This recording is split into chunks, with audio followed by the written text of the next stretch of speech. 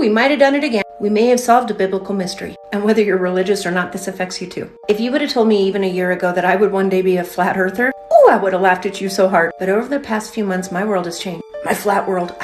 As has the whole world itself, in many, many ways. But if you haven't noticed lately, people are beginning to open their eyes. Fresh off the heels of accusations to NASA that they have been faking and fraudulently sharing videos of the ISS, using green screens and harnesses and invisible wires to fake footage that is actually filmed in a pool, along with recent proof that the moon landing never happened. Buzz Aldrin himself has even said, hey, that didn't happen. We filmed it right here in a studio, safely with feet on the earth. Couple all of that with the 6 doppelgangers of the 7 deceased Challenger shuttle members who are out there living their best lives. Same faces, same names. Guys, the Bible states clearly there's a firmament above us, an impenetrable dome. In fact, it is so important it is right there on page 1 of the Bible. God created a firmament above the earth to separate the waters from the waters, and he called the firmament heaven. So if there's an impenetrable dome above us, space travel is virtually impossible. Many believe that NASA was formed as a diversion to keep people from nosing around from Admiral Byrd's discovery down by the South Pole. Admiral Byrd discovered land, lots of land, undiscovered land, down by Antarctica. But sadly, after his television interview explaining this, Byrd passed away.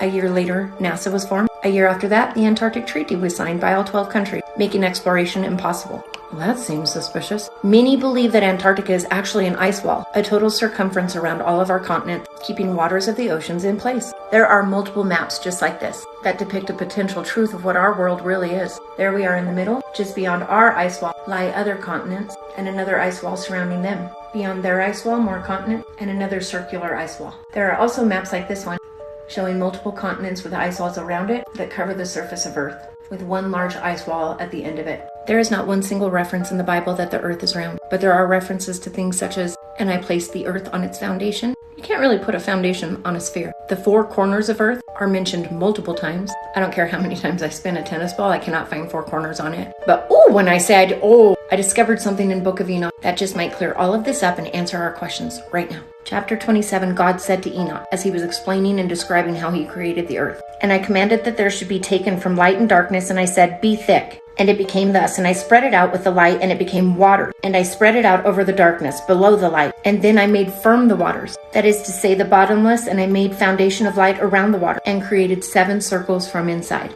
And imagined the water like crystal, wet and dry, that is to say, like glass. Well, I don't know about you, but that's a really good way to describe ice. Wet and dry water, like glass. Chapter 28. And then I made firm the heavenly circle. I collected the sea in one place and bound it together with a yoke. And I said to the sea, behold, I give you your eternal limits, and you shall not break loose from your component part. He clearly told Enoch he made 7 circles of ice to keep the waters of earth within. And I think now we have our answer.